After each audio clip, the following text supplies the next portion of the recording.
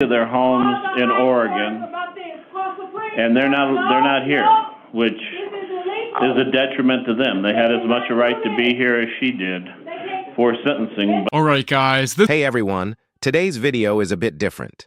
We're looking at a court hearing featuring a person who identifies as a sovereign citizen. Throughout the hearing, she repeatedly talks over the judge and challenges law enforcement, seemingly thinking that ignoring the system will help her case. Spoiler, it doesn't. The judge, who clearly doesn't have time for games, stays firm and focused. By the end of the hearing, he delivers a serious sentence that this woman clearly wasn't expecting. Let's jump into it and see what happened in court. As we watch, feel free to share your thoughts. What do you think led her to act this way? No, come on out. This is the date and time set for sentencing. The record show the presence of the defendant. Our advisory counsel is here. Mr. Wagner, are you appearing before the state? Yes. This is the date and time set for sentencing. Good. Excuse me, how you doing? No, I'm talking now. Okay. Listen to me. Is your true name and your complete name Shayna Marie Blackshire? The court lacked jurisdiction over the subject matter. What is your date of birth? The court lacked jurisdiction over the subject matter. The court will accept the court, based upon a verdict by the guilty in this case. The court lacked jurisdiction over personal addiction. As a result of a jury trial, the court finds the defendant is guilty in CR 22209. Count 1, unlawful flight from a law enforcement vehicle, a Class 5 felony. This is in violation of ARS 28624C, Y'all cannot force me to get sentenced. Yes, I can. ARS 28622, ARS 28622.01, A1, 28624C, 283001, 283304, 283305, 283315, 13701, 702, and 801. The date of the offense was on or about February 5th, 2022.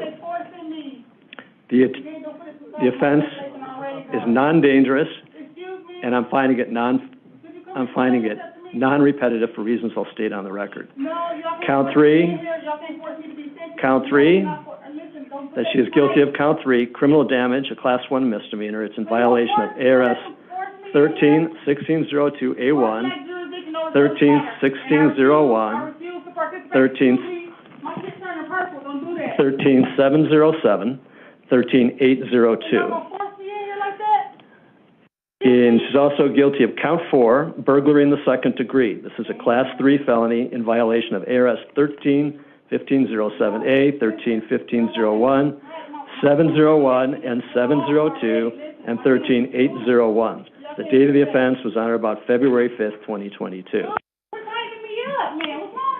Judgment of the court that she's guilty of count 5, resisting arrest, a Class 6 felony in violation of ARS 13-2508, A1, 13-701, 702, and 13-801. The date of the offense was on or about February 5, 2020. Excuse me, advisor. Why is they allowed to do such things? 2022. The offenses are non-dangerous and non-repetitive. The reason I'm finding them is the microphone off, Louis, by the way. Turn it off. Excuse me, that's illegal. Y'all can't do that. No, that's on now. Turn it off. Yes, it is, Justice. All right. This situation really highlights what happens when someone who believes they're above the rules gets a reality check. This individual seems convinced she's being wronged, despite overwhelming evidence to the contrary. The way she carries herself, interrupting the judge and refusing to follow basic courtroom procedures, makes it clear that this kind of behavior isn't new for her. And let's be honest, this mindset doesn't just appear overnight. People who adopt extreme views like this usually develop them over time. While we can't know her background for sure, it's possible that a lack of guidance or support growing up contributed to her attitude toward authority. At one point, she has to be restrained in a courtroom chair, which is a rare and serious step. She lashes out verbally and continues disrupting the proceedings, even with multiple officers in the room trying to maintain order. It's not just frustrating. So the offenses are non-dangerous. I'm finding them I'm finding, you're your own lawyer. He's not your lawyer. He's nothing can do it. I'm finding that they're non-repetitive because I believe that these cases, all of the charges in this case and in CR 2022-208, which is the prior case for which the defendant was convicted, these cases all of those charges could have been brought together and tried together, but they weren't. I'm not criticizing the decision. It is what it is. It happened for independent reasons, but I'm finding that they are not repetitive. All right. So, Mr. Wagner, do you want to be heard on behalf of the state? I do, Your Honor. I refuse to proceed. And if the victims wish to be heard, we have victims here in the courtroom, a victim, I think, I'm not sure. No, Your Honor, she's outlasted the victims. She's outlasted the victim. Do you wish to be heard? The victims have had to return back to their homes in Oregon, and they're not here, which is a detriment to them. They had as much a right to be here as she did for sentencing, but she is her own attorney, and she's drugged us out long enough that the victims aren't here to give a statement today. Right, so y'all can't do that. Y'all cannot force me. Y'all can't sentence me like this. Ms. Blackshire, I believe that these are repetitive and that she should be subject to the Category 2 repetitive offender statutes. She committed these crimes. She was taken into custody for the first crimes, the 208, Your Honor.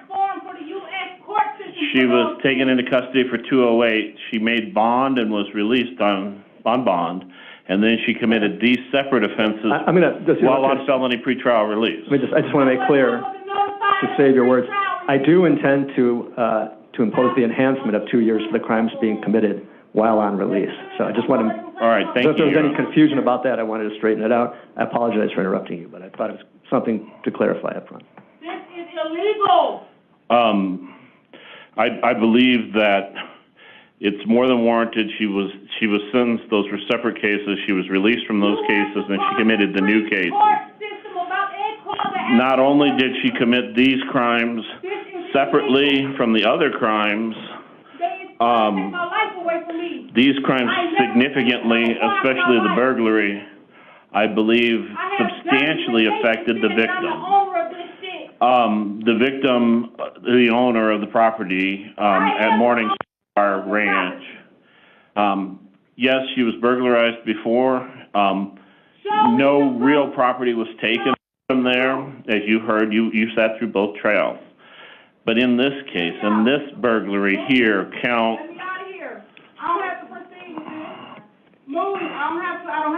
Count 4, Your Honor.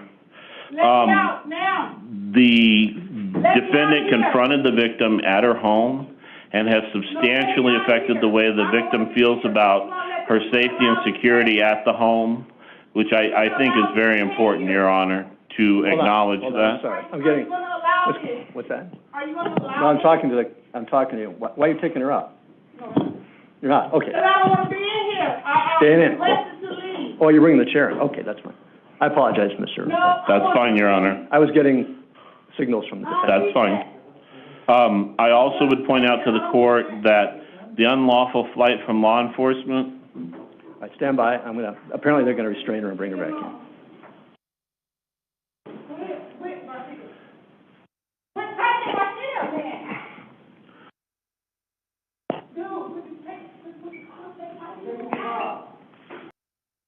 Thank you. All right. All right. Defendant is back. You may continue, Mr. Wagner. Thank you, Your Honor. I would also point out to the court that count 1, the unlawful flight from law enforcement, and count 5, the resisting arrest counts, are not in any way connected with the prior the 208 case. They're separate victims there. These are definitely separate incidents. The state would argue that as well for count 4, the burglary, Your Honor. No, I'm not relaxing up in the legal. The court lacks jurisdiction over the subject matter. Y'all don't have no right. Get this shit off of me. It's a huge waste of time and resources. Think about it. 7 officers had to stop doing real police work to manage one person's courtroom behavior. That's a major strain on any department. Honestly, it wouldn't be unreasonable for the court to send her a bill for the time and public resources spent on this hearing.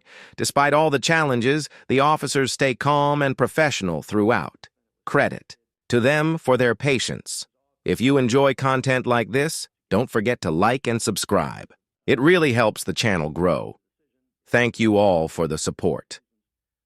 One of the most surprising things about these sovereign citizen cases is how common they've become.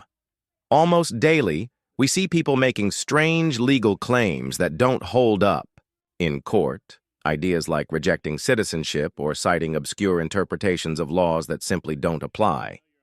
This trend seems to be fueled in part by misinformation online. Many of these individuals appear to have...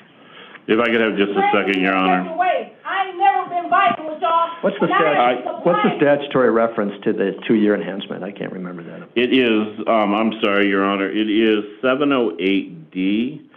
And I don't know that I made that entirely clear, but it just, whatever the sentence, the court prescribes, each sentence gets a 2-year enhancement. Is that ARS 13-707? Yes, I'm sorry, ARS 13708. But not as to the misdemeanor, obviously. Not as to the misdemeanor. I concur with the misdemeanor assessment that probation had, that it's just time served in the county jail, that she's already fulfilled more than the requirement for that. I agree that the presumptive terms are warranted in the other cases as well, Your Honor. I would point out that the jury during the aggravation phase, the jury found 4 aggravators. They found 4 aggravators. We have no mitigators here that I can see.